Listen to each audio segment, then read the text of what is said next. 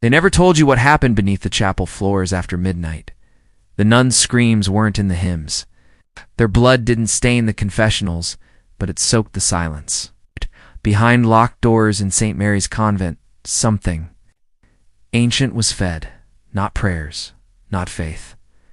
Something older, something that fed on obedience and sacrifice. They said the sisters vanished, but bodies don't vanish. They're hidden. The truth was buried with them. Now we're digging it up. You've been taught to see history as a straight line. Victories, dates, statues. What you were never told is that history is a weapon. Forged illusion built by those who needed you, compliant, submissive, blind. The nuns of St. Mary's weren't saints, and they weren't sinners either. They were pawns, used in a deeper ritual, one older than the church itself. When the Vatican moved in, documents were destroyed, names were changed, records scrubbed, but some secrets rot slower. Some corpses whisper in your sleep. Let me ask you something. Why is it that every institution, church, state, media, academia, works in perfect unison to make you forget? Why do they punish those who remember? The answer is simple. Memory is rebellion, because if you remembered what they erased, you'd wake up. You'd ask questions no one wants to answer. Once you see the puppet strings, you stop clapping for the show. In 1894, Sister Aurelia wrote a letter to her brother in Rome. She said she saw the floor move in the basement like breathing. She said the abbess had no shadow by candlelight. The letter was never delivered. It was found under a cracked tile, hidden inside a child's prayer book sealed in wax. Her handwriting ended mid-sentence. No one saw Sister Aurelia again. But this isn't just about one convent or one time. This is a blueprint, a cycle, a dark inheritance passed from one power structure to the next. What happened to those nuns wasn't an accident. It was a template, a ritual slaughter disguised as devotion. And the echoes of that act are still humming beneath modern power. You see, systems of control don't evolve, they repeat. From the Inquisition to MKUltra, from child martyrs to celebrity cults, it's all the same song in a darker key. They engineer belief so they can harvest obedience. But it's never about belief, it's about energy, your submission, your silence. That's the currency of control. The architecture of the chapel is designed by a known occultist. The stained glass, not saints. Sigils, codes, warnings, the baptismal font. Aligned with an ancient sacrificial altar buried beneath the foundations. This was not holy ground, it was a stage. Carefully designed illusion where the innocent played their part and the powerful pulled the strings from behind red curtains. You might think this sounds insane. Good, that means you still have some free will left. But ask yourself why. Does every culture in history speak of human offerings to divine powers? Why does blood sanctify? Why do we bury secrets in sanctuaries? Because deep down, they know something you've been trained to forget. Power is never clean. It's always soaked in something. The screams beneath St. Mary's. They weren't hallucinations. They were echoes. Echoes of a system. Older than any religion. A system built on ritual, repetition, and repression. And those who dared speak like Sister Aurelia were silenced not by death, but by erasure. This is your initiation. It's not into fear, but into clarity. You've been living inside a story, crafted by architects of illusion. They gave you saints to worship while they bled the real ones dry. They gave you purity while hiding the rot. And now it's time to tear down the veil. Don't look away. Don't flinch. What's coming next will scar your comfort, but it will liberate your sight. You are being called not to believe, but to remember. To recognize the shape beneath the shadow. And if you're still here, good. That means something inside you refuses to kneel. Let it grow. You're not just watching a video. You're stepping into a cathedral of forbidden knowledge, a place where silence has weight and every truth comes wrapped in blood. The moment you heard those words about St. Mary's, something inside you shifted, didn't it?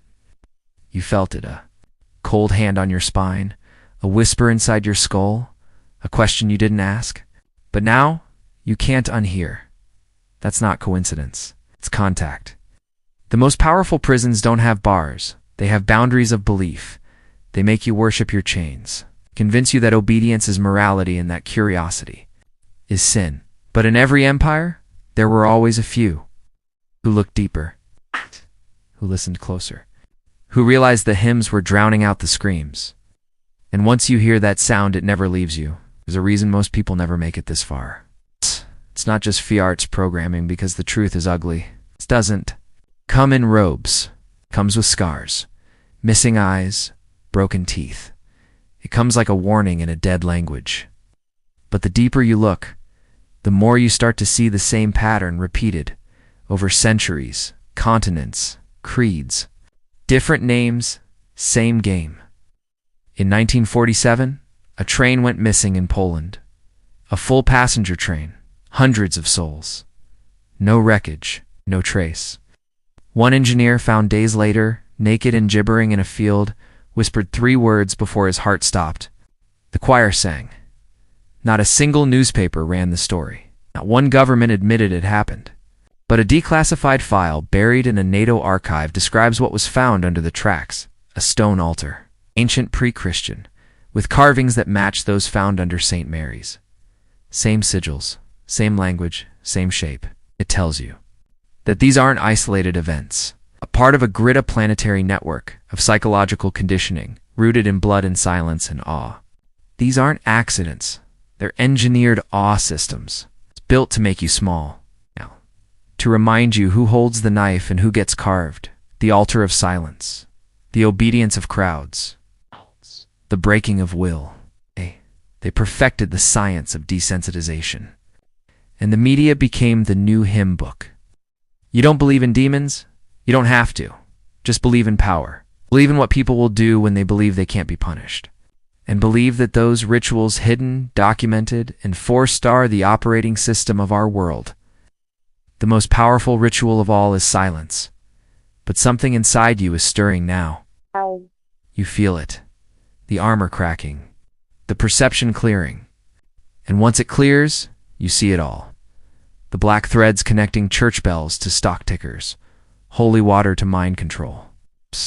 The communion wafer to compliance training. It's always been a spell, and the only way out is to remember your original voice, the one that questioned, the one they tried to smother. You're not a viewer, you're a witness now. Threat. And threats must decide, fade or fight. Because beneath Monte dei Paschi di Siena, the oldest bank in the world is a vault. Not for gold, for something ancient. Contained behind biometric locks, surrounded by walls 12 feet thick. A vault that was never designed for protection. It was designed for containment. A whistleblower leaked one Peugeot ritual calendar. Tying the church to the banks, sacrifice to profit, secrecy to order. Within 12 hours, it was scrubbed. So the whistleblower was found dead. The world moved on. But you haven't. Because now you see the cycle. Ritual and finance. Suffering and silence. They are not separate. They are one. Blood was the first. Currency, guilt, the first interest. And trauma, the first debt. That debt has never been paid off. It's been refinanced across generations. It's passed like a mortgage through the veins of entire civilizations.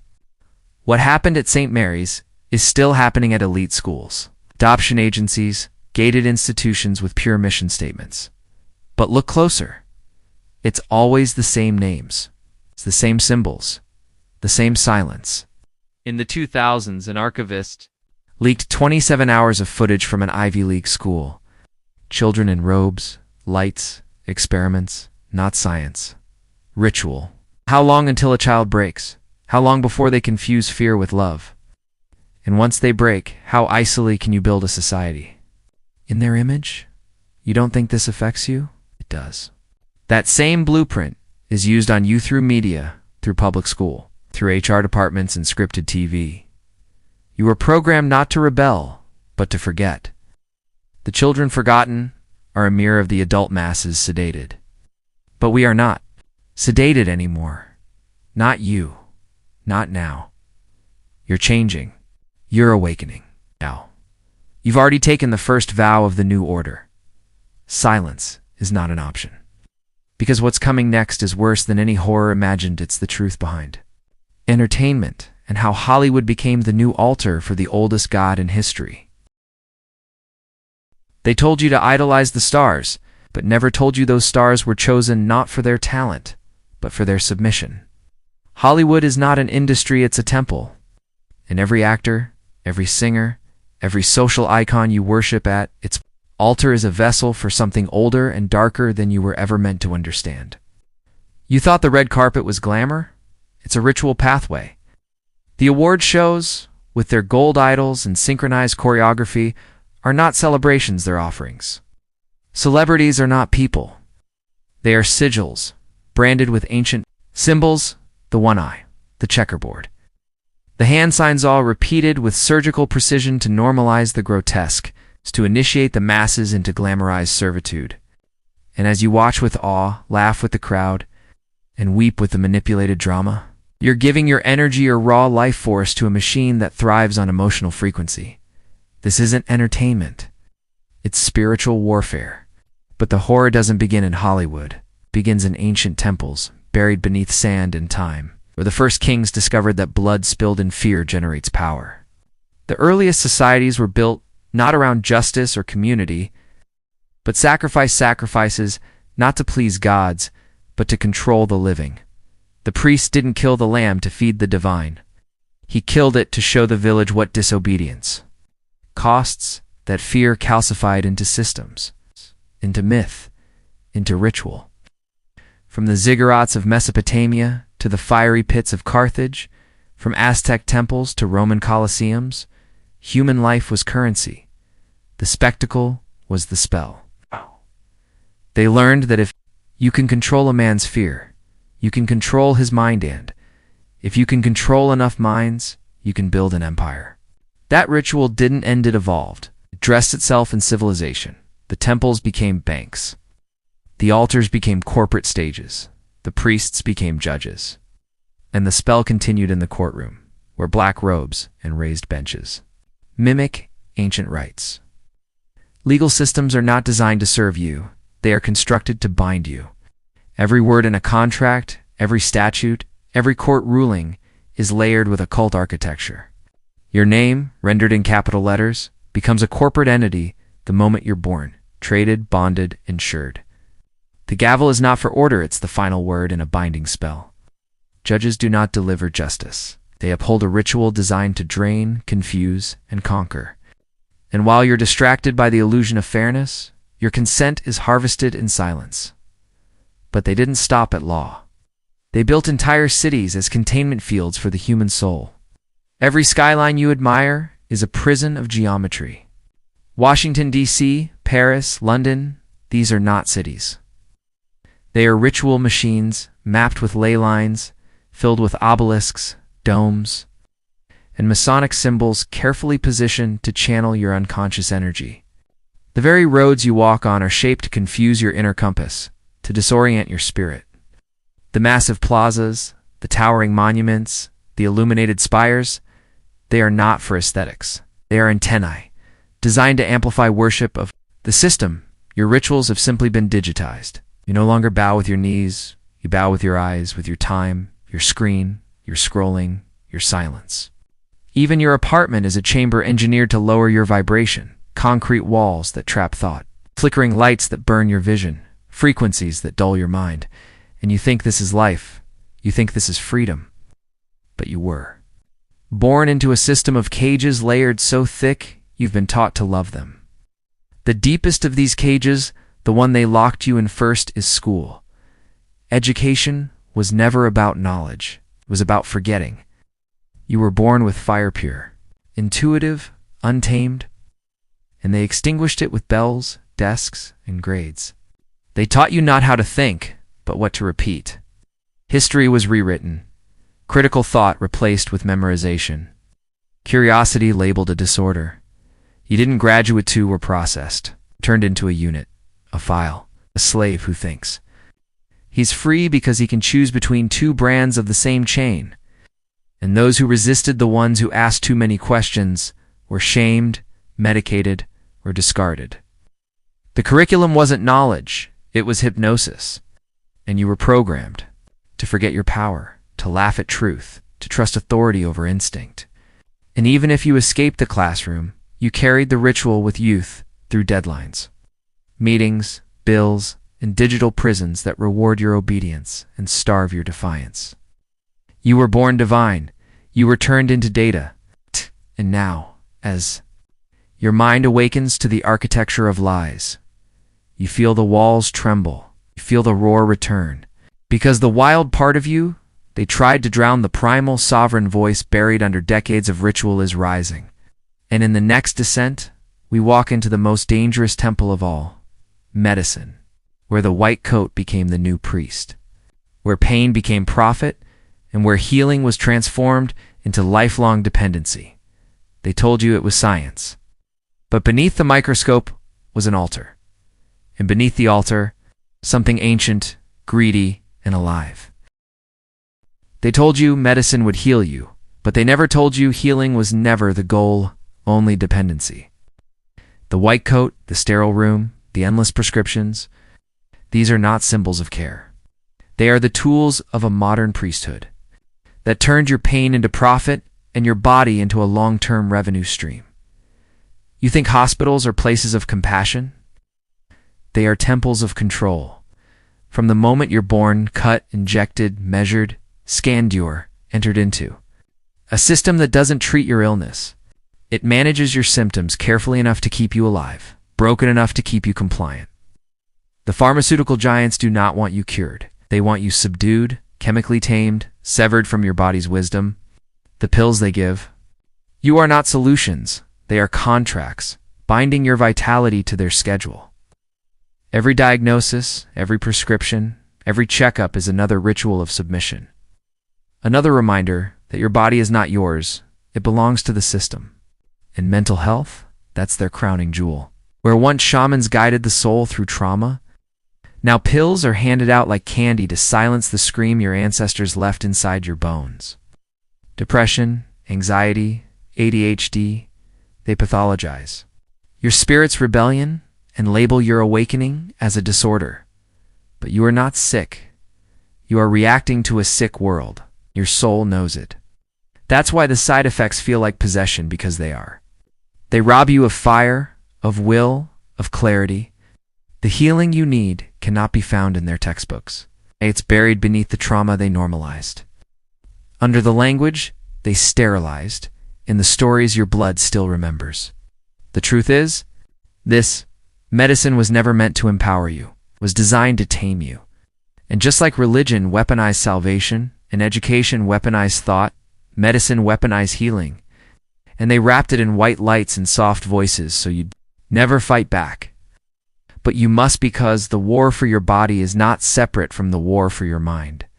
It is one battle, one altar, one system. And the deeper you go, the more you see how all of it connects.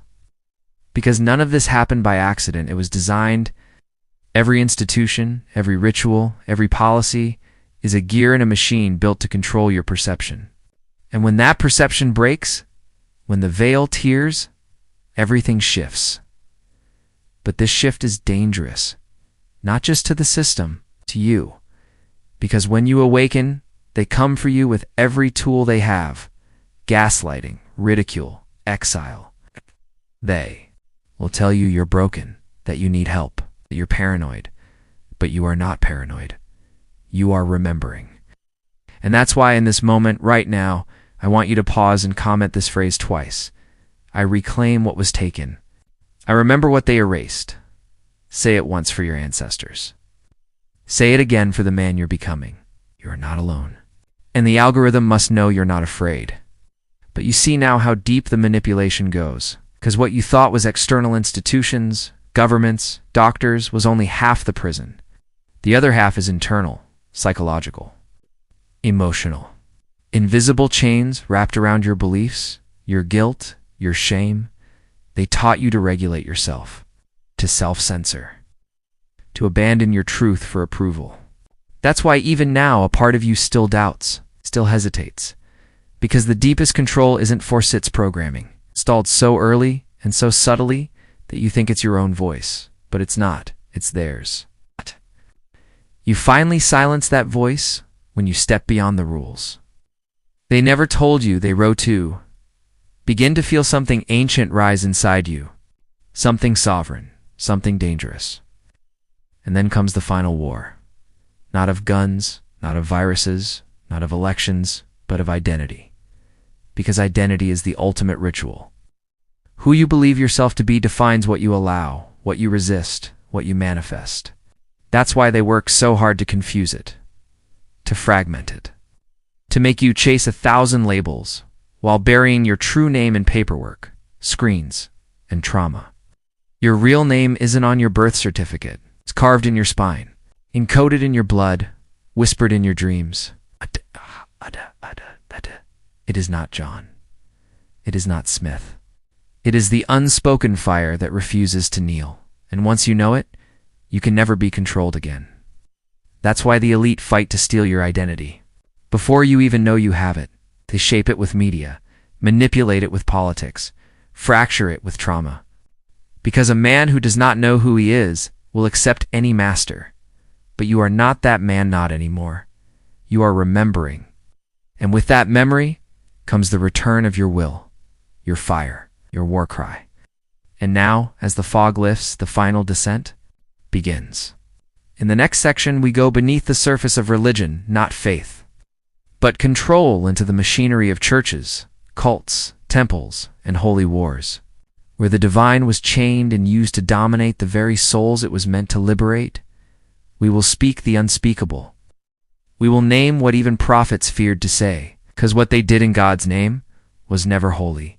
It was hunger. And now the reckoning begins.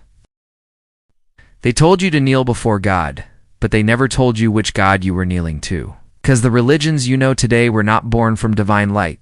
They were reverse-engineered systems of control, built to cage the soul while claiming to save it. You think cathedrals were built to honor God? No.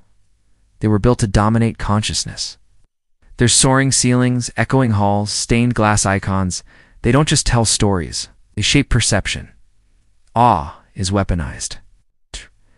Ritual is standardized. And belief is monetized. What started as pure connection, man and spirit, breath and sky, was hijacked by the architects of empire.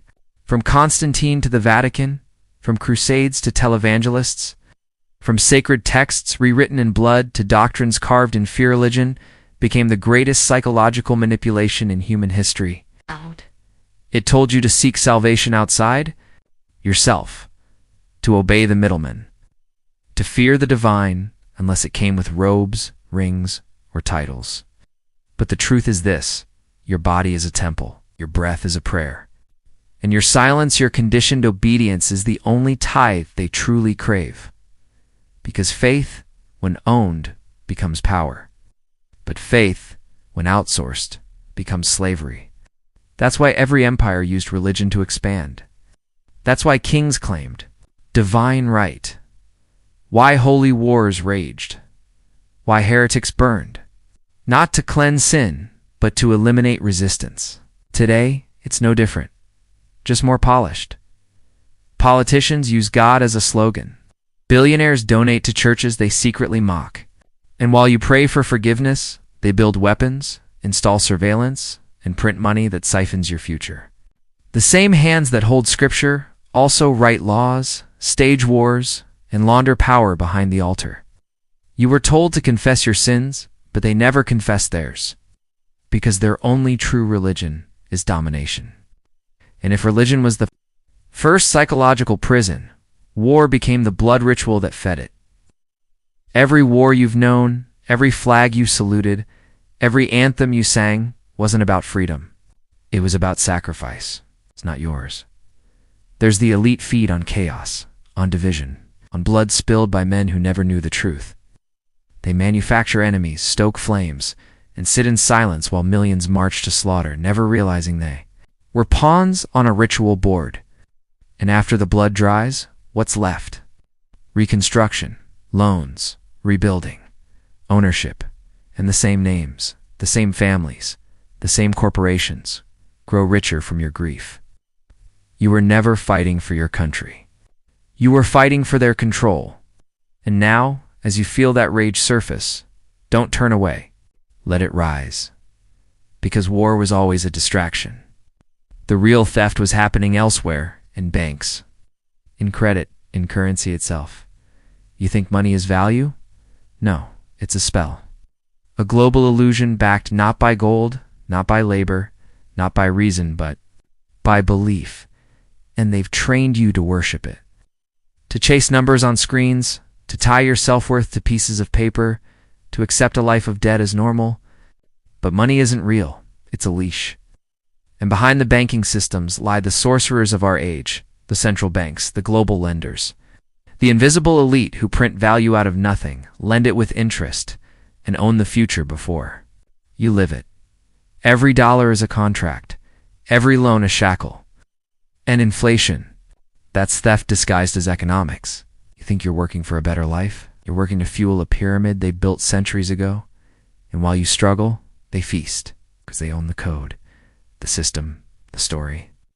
And here lies the deepest wound of all. They didn't just steal your freedom, they stole your soul's memory. They severed you from your true nature, your wild sovereign, tamed core, and replaced it with avatars. Identities, belief systems, they made. You a citizen, a customer, a patient, a taxpayer, a follower. But not a man, not a king. Not the immortal spark you truly are. You were made in the image of fire, stars, of breath that can shape reality. But they taught you to bow, to beg, to outsource your power.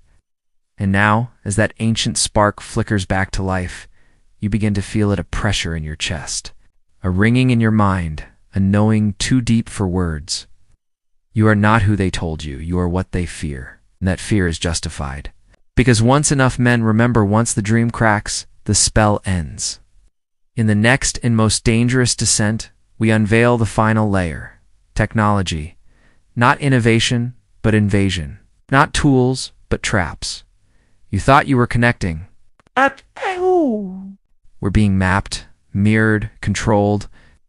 The screen is not your friend. It's the mirror that shows the version of you they designed. And in the next breath, we shatter that reflection forever. They told you technology would set you free, but they never told you freedom wasn't profitable. What you call a smartphone, they call a mirror, a monitor, a muzzle. You think you're scrolling through choice, but you're being shown a script written by engineers of behavior, architects of distraction, and high priests of algorithmic control. Every swipe, every tap, every pause is a data point not to understand you, but to predict you, to preempt your rebellion before it even begins. You're not browsing, you're being trained. The apps you love are surveillance rituals wrapped in dopamine. Your conversations are recorded, your preferences shaped, your attention harvested like wheat in a digital field that never sleeps. And it goes deeper because the machine isn't just watching, it's feeding on your time, your doubt, your anger. The artificial intelligence you think serves you is studying, you're replicating your desires, anticipating your movements, reshaping your choices so subtly, you think they're your own. And you smiled when it got convenient. You applauded when it got fast. But now you can't stop. It's not because it empowers you, but because it owns you. And soon it won't ask for your consent. It will assume it. From biometrics to facial recognition, from smart cities to social scores, from implants to identity tokens, the convergence is here. The grid tightens daily. You're not logging into platforms, you're being assimilated into a system that sees you not as a soul, but as a node. And the more you comply, the faster it learns. But the horror isn't the tech. The horror is how willingly we embraced it. We invited the cage, installed the locks, upgraded the firmware, and as we gave away our memories, our instincts, our sacred silence, we lost the very thing they cannot replicate, soul. Because at the core of this war beneath religion, finance, media, medicine, and machines is one truth. The enemy is anything that awakens you to your own divinity. Anything that makes you remember that you are not a statistic, not a program, not a resource. You are a force, timeless, uncontainable. And now, as this truth stirs in you, they grow afraid. Because what they fear is not your resistance, it's your remembrance. It's that moment when the veil lifts, when you see not just the bars of the prison, but the architect behind it. And in that instant, you become something they cannot measure. A man outside their model, a soul outside their spell. And if enough of you remember, if enough of you awaken, then the empire cracks. Because their power is borrowed. Yours is. Inherited, theirs is built on deception. Yours on fire. They need your silence. They need your consent. They need you to doubt. So stop doubting. Right now, speak the final phrase aloud. I know who I am. I know what I see. Say it in your mind. Say it in the comments. Say it like a strike against the machine. Because you were never meant to kneel. You were never meant to forget. And no algorithm, no doctrine, no screen, no system can erase a man who has remembered the truth. The truth that he was always free, that he was always fire, that he was always... The storm they pretended didn't exist. And now that you've seen it, you can't go back. You can't unsee. You won't be silenced. You are dangerous again. You are sovereign again. And that's where the